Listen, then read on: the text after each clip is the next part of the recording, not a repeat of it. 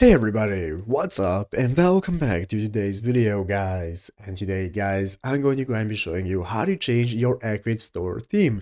This is a very simple thing to do, so make sure to watch this quick and easy video till the very end and follow my steps correctly so you can make sure this works the same for you and you can do this yourself.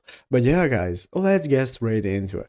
So the first thing you want to do is to go ahead and open up the official Ecwid website right here at ecwid.com if you're not already. And after opening it up, you'll be greeted by this main page right here where in the upper right corner you can get started with logging into your account. So if you have not already, go ahead and log in, and after doing so successfully, you'll be greeted by this home page right here where in the left side screen you can find all the sections you can access such as dashboard, sales, catalog, and so on.